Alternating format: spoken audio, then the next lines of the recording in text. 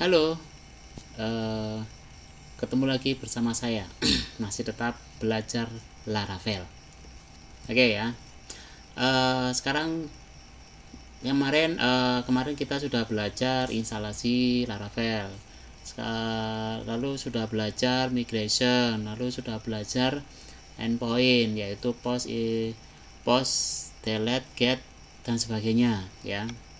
Nah, sekarang kita akan mencoba belajar membuat function CRUD ya. CRUD. Nah, yang pertama kita akan belajar insert dulu ya. Insert. Jadi insert artinya adalah memasukkan. Jadi kita nanti praktek untuk memasukkan data atau menambah data. Nah, syarat-syarat untuk membuat function insert ini ya, fungsi insert ini, yang pertama adalah kita harus membuat model, karena function ini fungsinya adalah untuk menambahkan data ke database ya. Model. Nah, model ini fungsinya untuk memanggil atau ngeload database. Nah, jadi bisa mengambil data, memasukkan data, mengupdate data, mendelete data. Nah, ini model. Nah, lalu setelah model nanti ya, berikutnya kita akan membuat controller. Nah, ini control ini adalah sebagai pengatur ya, penjembatan antara model sama view. Nah, tapi berhubung kita tidak menggunakan view ya, maka cukup dengan model saja. Oke. Lalu nanti kalau sudah model controller, berikutnya akan kita setting yaitu routers ya. Routers. Nah, routers nanti artinya adalah kita akan men-setting endpoint-nya ya, URL-nya, alamatnya untuk memasukkan data ya. Itu ada 3 ya, model, kita membuat model, kita membuat controller, lalu kita men-setting endpoint yang ada di routers. Cukup 3 saja. Oke, kita check it out. Nah, yang pertama adalah kita cek dulu database-nya apakah sudah di set ya. Nah, database-nya di sini kita mengarah ke database belajar Laravel ya. Username root, passwordnya kosong. Oke. Hostnya adalah localhost ya. Kalau localhost itu IP-nya standarnya ini ya. Nah, oke. Lanjut. Yang berikutnya, langkah yang berikutnya adalah kita akan membuat model ya. Kita akan membuat file model. Nah, caranya membuat file model adalah kita membuatnya di CMD. Kita akan buka CMD-nya. Ini ya. CMD. Kita masuk ke direktori aplikasi kita, yaitu cd sem htdoc belajar Laravel 1 yang kemarin ya. Oke. Berikutnya, nah sekarang kita akan membuat model ya. Jadi kan model, controller, routers. Nah, kita akan membuat model. Kita akan membuat model. Cara membuat modelnya adalah gini. PHP artisan make model make model, lalu nama modelnya. Misalkan di sini kita akan insert data kelas ya, kan ada data siswa, ada data kelas. Nah, berhubung data siswa itu ada foreign key-nya, maka kalau kita mengisi foreign key, data masternya harus sudah ada ya. Maka kita harus membuat data masternya dulu, yaitu yang tidak ada foreign key-nya, yaitu kelas ya. Oke. Jadi di sini kita namai modelnya, namanya kelas model. Nah, kayak gini ya, kita enter. Oke, sukses. Nah, yang berikutnya sekalian aja mumpung di sini ya. Nanti kan kita akan membuat model, dan modelnya sudah jadi. Yang berikutnya adalah kita membuat controllernya. PHP artisan make controller namanya adalah kelas controller. Misalkan ini namanya, ini bebas namanya ya. Terserah kamu, bisa kelas saja, bisa kelas C, bisa kelas M, terserah ya. Namanya bebas. Nah, saya beri controller sama model itu hanya penamaan aja biar ada tandanya aja. Oke, enter. Nah, sudah jadi. Kita sudah punya file model sama file controller. Oke ya. Yang berikutnya, yang pertama harus kita setting atau kita script atau kita coding adalah kelas model. Oke, kita akan setting kelas modelnya ya. Oke, kita akan setting kelas modelnya. Nah, di sini, nah tadi yang sudah kita buat kelas model sudah langsung di sini ya. Nah, seperti ini ya, jadinya seperti ini. Nah, sesuai dengan modul ya, sesuai dengan modul. Kalau kita men-setting atau mengcoding model, nah seperti ini ya. Jadi yang pertama kita tentukan adalah nama tabelnya apa, primary key-nya apa, lalu menggunakan timestamp apa enggak ya. Timestamp itu yang tadi ya, yang kemarin yang kita buat contohnya seperti ini. Mata pelajaran di sini kan ada yang namanya created by, created at sama updated at. Nah, ini namanya timestamp ya. Jadi kalau misalkan menggunakan ini, kolom ini, maka harus mencantumkan script ini. Nah, timestamps. Nah, ini false. Artinya kalau timestamps-nya false, maka artinya kita tidak menggunakan created at sama updated at. Tapi kalau misalkan kita menggunakan itu, nah ini tanpa ditulis, itu sudah artinya timestamp-nya true ya, atau kamu tulis boleh tapi true. Nah, itu artinya kita menggunakan updated at sama insert created at ya. Oke, berikutnya VLabel. Nah, VLabel ini apa yang bisa kita isi di tabel ini? Yang bisa kita isi adalah kolom-kolom apa aja kita tulis, nama kelas, kelompok dan sebagainya. Nah, apa saja kamu tulis semua di sini.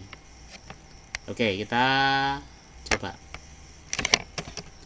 Nah, di sini class model ya, tinggal kita tulis saja protected $table, nama tabelnya adalah kelas ya. Kita cocokin di sini kelas ya. Oke, berikutnya primary key. Nah, primary key-nya apa? ID. Di sini kita tulis protected primary key ID. Berikutnya, nah di sini mengandung timestamp apa enggak? Nah, berhubung di database ini tidak menggunakan created at sama updated at ya, maka di sini kita tulis ini false, public timestamps false,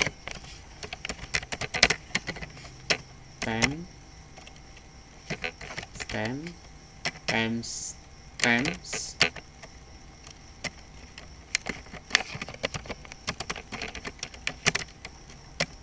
false.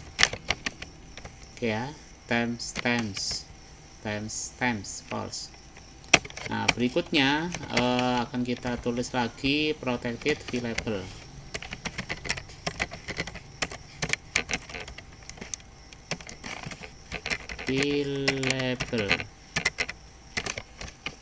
Ini. Nah, kita jadikan array ya, ini namanya array.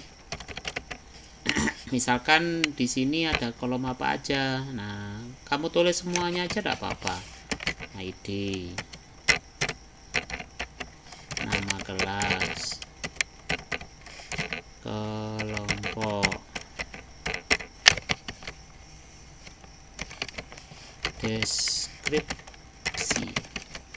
deskripsi. Oke. Nah, kayak gini ya. Jadi artinya yang nanti bisa kita isi ya adalah kolom-kolom ini aja. Oke. Oke, kita lanjut ya. Untuk pengaturan class model sudah selesai ya. Seperti ini aja ya. Lalu kita akan menuju ke controller ya. Apakah sudah benar? Kelas. Oke. Sekarang kita akan menuju ke controller. Nah, kontrolnya ada di sini, ada di HTTP, lalu controller, lalu di sini ada kelas controller. Nah, oke, sebelum kita membuat fungsinya insert ya, insert kelas, maka di sini kita harus use dulu ya. Use-nya apa? Use-nya adalah use model yang sudah kita buat tadi. Jadi kalau nggak kita use, maka nanti kelas modelnya nggak akan connect ke dalam kelas controller. Harus di use ya. Ingat, di use. Nah, di sini kita akan tulis app. Kenapa kok app? Karena ada di folder app ya. App, langsung kita tulis kelas model. Nah, seperti ini aja. Use app kelas model. Ya, ada di folder app lalu kelas model. Nah, kalau sudah selesai, baru di dalamnya kelas kita akan membuat function kayak kemarin ya, masih ingat? Nah, kita akan membuat function. Nah, kita namai misalkan store. Ya, boleh namanya bebas ya, tapi di sini kita namai store, agak lebih keren lah, pakai bahasa Inggris ya. Tapi usahakan kalau misalkan kamu nge-script ya, itu gunakan yang bagus itu adalah bahasa Inggris ya, biar lebih scripting banget. Oke, di sini kita kosongi ya, karena datanya nanti akan masuk lewat post ya, bukan lewat get tapi lewat post, bukan lewat URL ya. Oke. Nah, baru setelah itu akan kita script di sini ya. Nah, kita lihat codingannya, kita menyesuaikan di sini.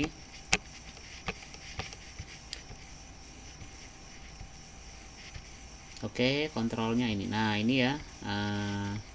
Oke.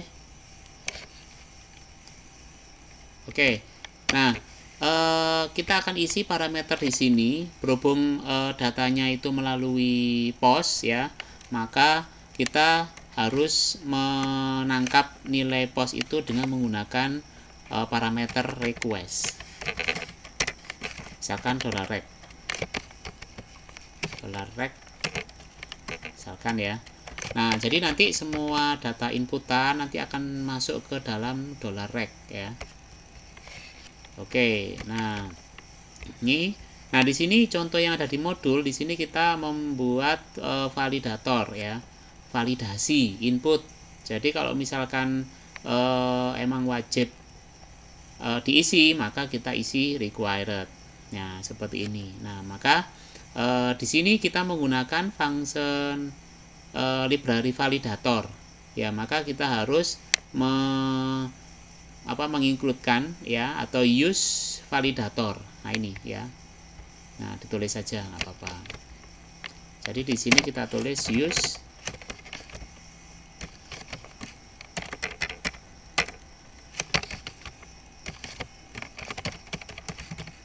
support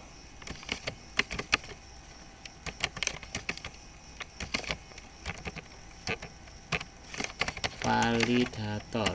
Nah, ya, validator. Ini adalah file aslinya ada di sini ya. Nah, biasanya ada penamaan sendiri ya. Nanti kita cek ya. Oke, jadi ini kita harus menginclude atau use validator ya.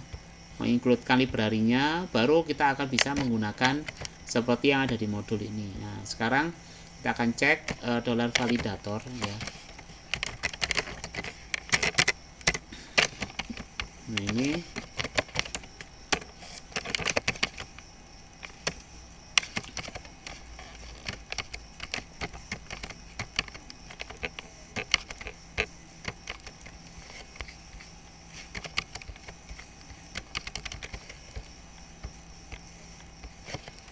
validator make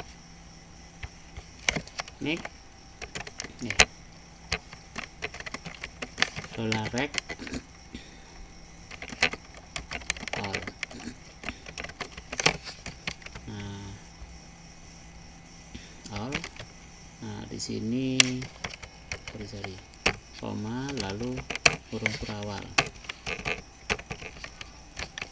Oke, lalu di sini kita tulis yang mana yang required, misalkan nama kelas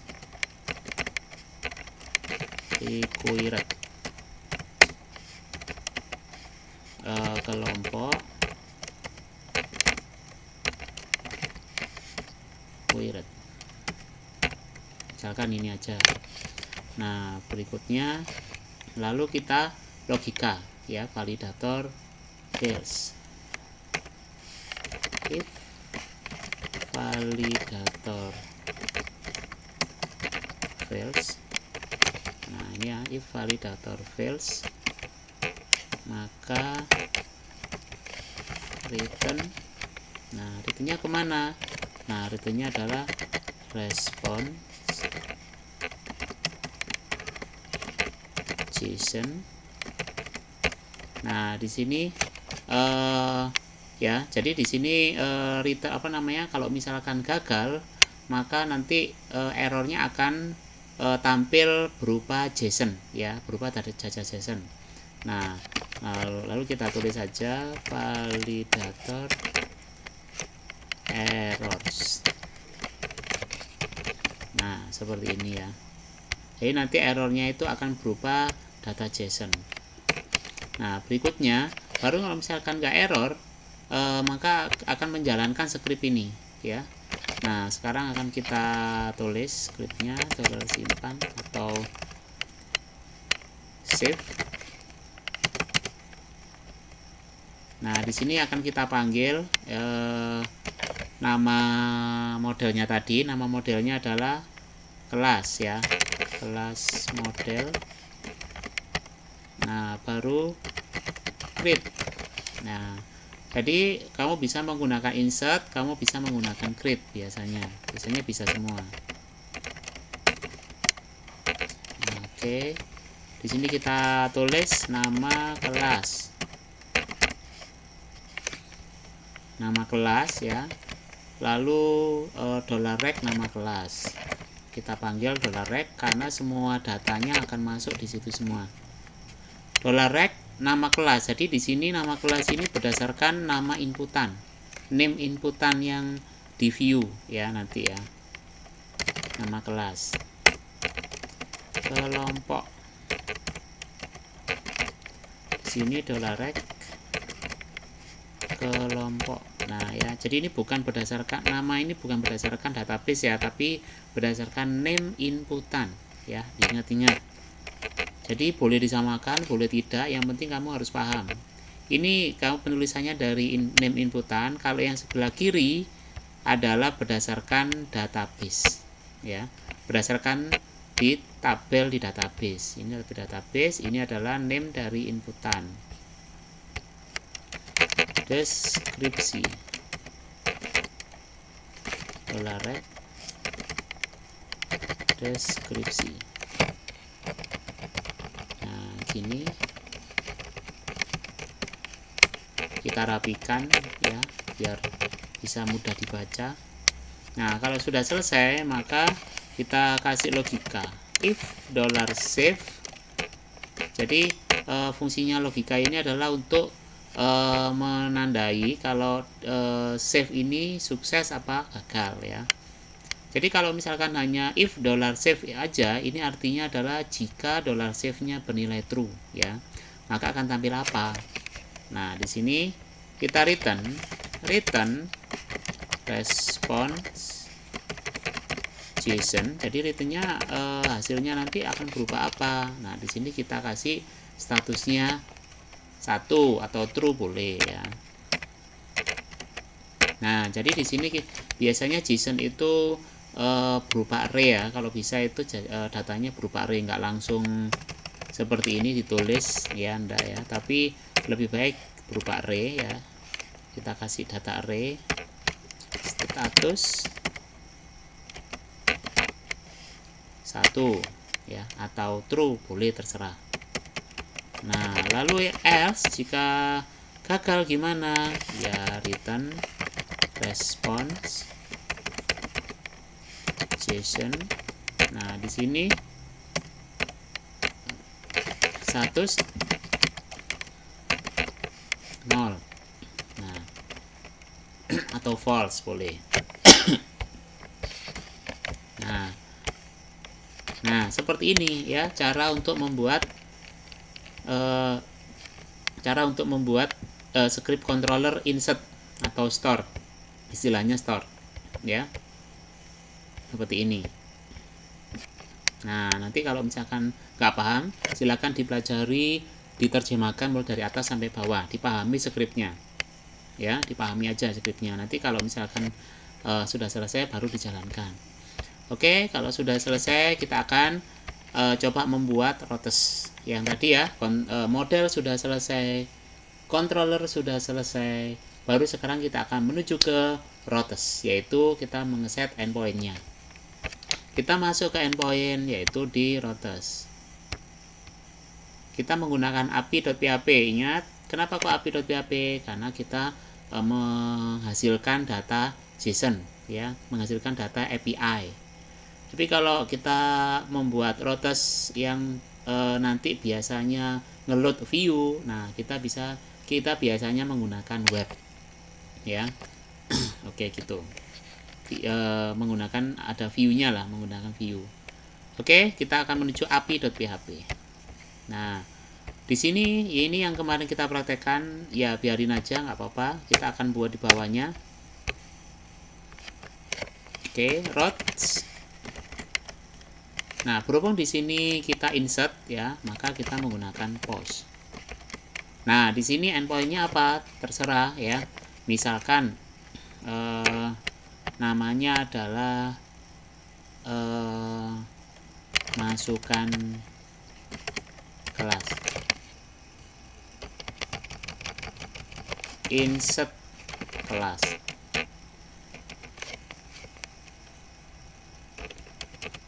Lalu udah ini aja, insert kelas. Lalu di sini baru kita manggil controller ya. Kita manggil controller ya. Kalau yang kita praktekkan kemarin ya sama ya, kita manggil controller ya. Kontrolnya namanya adalah kelas controller ya. Add. Nah, setelah add ya, maka kita panggil functionnya. Kelas tadi apa yang fungsinya menyimpan? Store ya. Maka kita tulis store. Nah, sudah selesai. Gini aja ya. Root insert kelas controller add store. Oke. Kita cek dulu di modulnya. Nah, oke, sama ya. Oke, nah sekarang akan kita coba dengan menggunakan Postman. Silakan dibuka Postman-nya.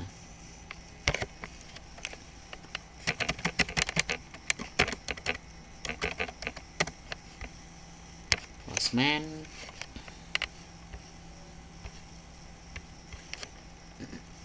Oke, sudah buka Postman ya. Sekarang kita atur dulu ininya post ya, tipenya adalah post. Lalu baru kita akan tulis URL-nya, localhost garing belajar Laravel 1, lalu public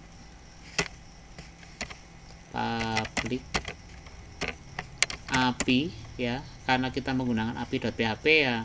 Nanti setelah itunya setelahnya itu API ya, setelah public itu API.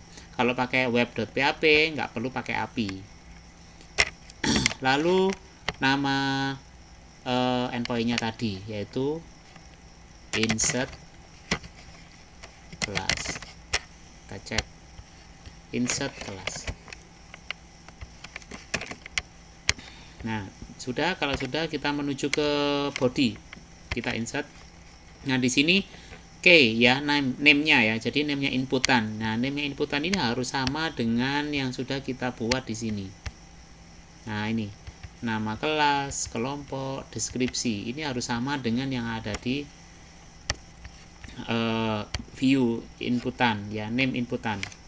Jadi di sini yang pertama nama kelas. Misalkan 11 R6 kelompok.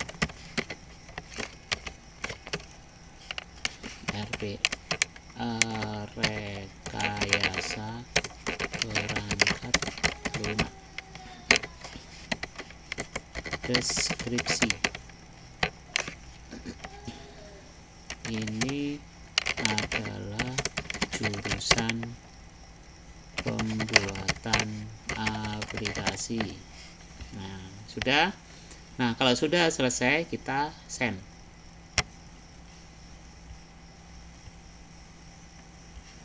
Ya, error. Ya, kita cek errornya dulu. Oke, ternyata errornya ini ya. Ternyata errornya ini, saya zoom ya, biar tahu aja ya. Jadi di sini tertulis data tulang for kolom kelompok. Nah, data tulang for kolom kelompok. Nah, sekarang akan kita cek ya. Sekarang akan kita cek yang ada di sini. Kenapa kok tulang? Nah, di sini kelompok itu hanya varchar 20.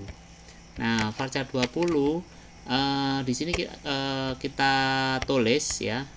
Di sini kita isi berapa karakter, kita hitung. 1, 2, 3, 4, 5, 6, 7, 8, 9, 10, 11, 12, 13, 14, 15, 16, 17, 18, 19, 20, 21, 22, 23, 24, 25, 26. Nah, jumlahnya adalah 26 ya. Jadi melebihi kuota ya.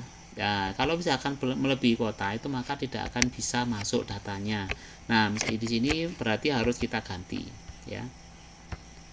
Harus kita ganti, misalkan kita tulis RPL gitu aja. Oke, kita send lagi. Apa yang terjadi?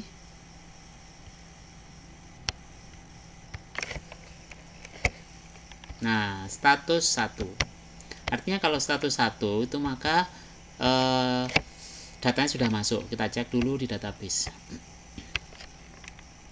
Nah, ya, sudah masuk semua kan ya. ID-nya 1, 11 RPL 6, RPL dan sebagainya. Nah, sudah masuk. Nah, itu cara membuat aplikasi insert data ya. Oke. Ya, silakan kamu coba ya sampai bisa ya, sesuai dengan apa yang kita pelajari ini ya. Kalau sudah bisa, nanti silakan mengerjakan tugas dengan lancar ya. Oke, gitu aja. Nanti kita akan ketemu lagi di pertemuan berikutnya, yaitu tentang update ya. Oke, belajar semangat ya. Oke, assalamualaikum warahmatullahi wabarakatuh. Dadah.